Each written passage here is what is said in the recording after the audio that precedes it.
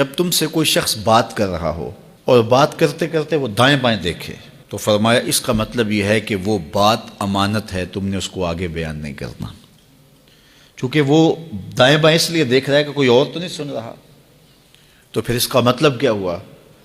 یعنی اگر کوئی بندہ روٹین سے بات کر رہا ہے تو لہجے میں آہستہ ہو جاتا ہے، تو پھر بھی یہ اس بات کا اشارہ ہے کہ وہ اس بات کو راز رکھنا چاہ رہا ہے۔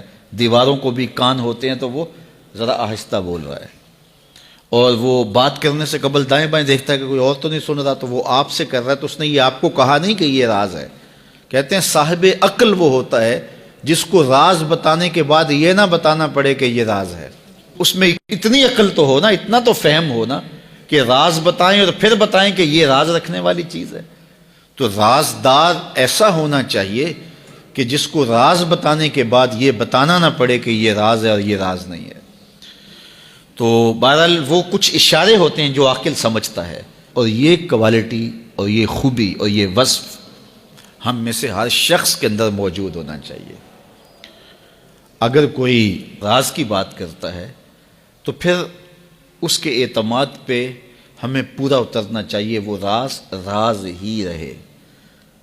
اور بندہ کہتا ہے کہ میں یہ راز کسی اپنے رازدان کو بتاؤں گا، تو پھر اس کے بھی تو اپنے رازدان ہوتے ہیں نا۔ وہ کیا کسی نے کہا تھا، بلیا یاراں نو راز نہ دسیں، یاراں دے بھی یار ہوندے نہیں۔ تو پھر یاروں کے بھی آگے یار ہوتے ہیں، پھر ان کے بھی آگے پھر راز تو ہوتا ہی نہیں ہے، پھر تو وہ پھیلتا چلا جاتا ہے۔ تو آپ تک آ گیا، بس آپ تک آ گیا، وہ سینے میں سما گیا، ساری زندگی قبر میں لے کے جانا جو راز ہے۔ تو اب بعض کا ایسا ہوتا ہے کہ کوئی شخص اس کو راز سمجھ رہا ہوتا ہے، آپ کے نزدیک وہ بڑی بات نہیں ہوتی، اور آپ اس کو آگے روایت کر دیتے ہیں۔ تو جب اس نے آپ کو راز کے طور پہ کہا ہے، وہ بڑی بات نہیں بھی تھی، لیکن آپ اس کو راز رکھیں گے تو یہ بڑی بات ہوگی کہ اس نے راز سمجھا اور وہ بڑی بات نہیں تھی، لیکن آپ نے اس راز کو راز ہی رہنے دیا اور ساری زندگی اس راز کو جو ہے وہ فاش نہیں کیا ہے، تو یہ ایک بڑی بات تھی۔